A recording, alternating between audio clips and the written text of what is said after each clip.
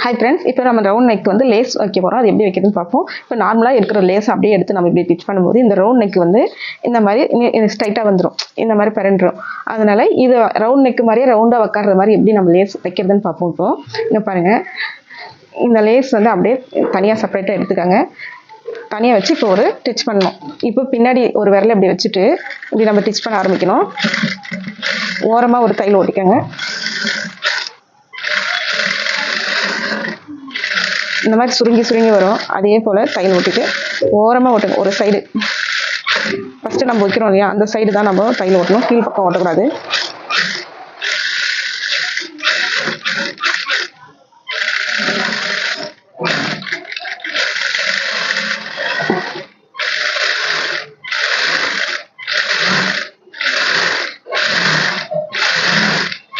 நம்ம தேவைக்கிற அளவுக்கு தையல் ஓட்டிக்கணும்.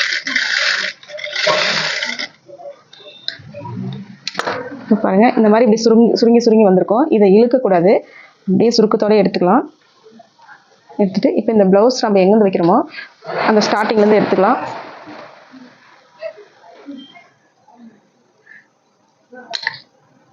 இந்த சுருக்கத்தை போகாத மாதிரி ப்ளவுஸில் வந்து மெயின்டைன் பண்ணுங்கள். லேஸ் சுருக்கத்தை பாருங்க, நான் இந்த ஐப்பட்டிலேருந்து நான் வைக்கிறேன்.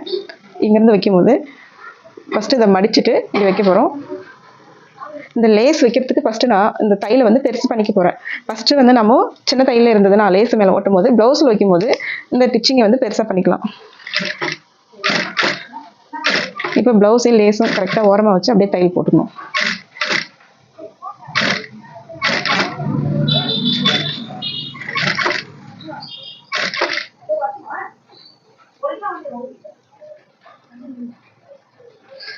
இந்த சுருக்கம் போகாமல் பார்த்துக்கோங்க.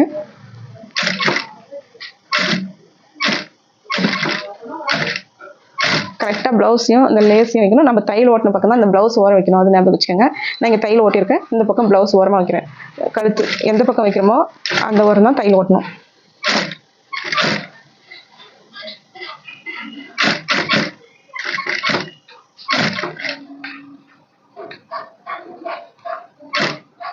நீங்கள் சுருக்கத்தை இழுக்கக்கூடாது, இழுக்காமல் அப்படியே தையல் ஓட்டுங்க.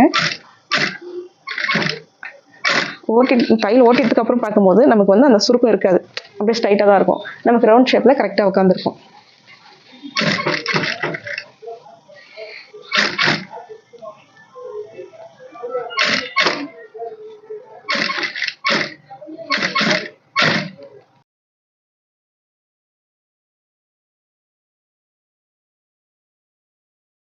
நமக்கு வர்றதுனால அந்த பக்கம் தேவையில்லைன்றதுக்காக நான் இதோட ஸ்டாப் பண்ணிவிட்டு லேஸாக மடிச்சுக்கிறேன்.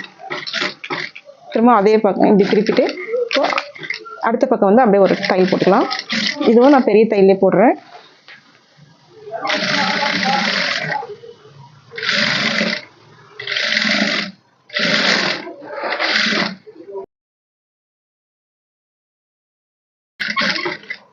இங்கே வந்து ரஃப் கொடுத்துக்கலாம். பேக் ஸ்டிச் பண்ணி எடுத்துட்டு இப்போ பாருங்கள்,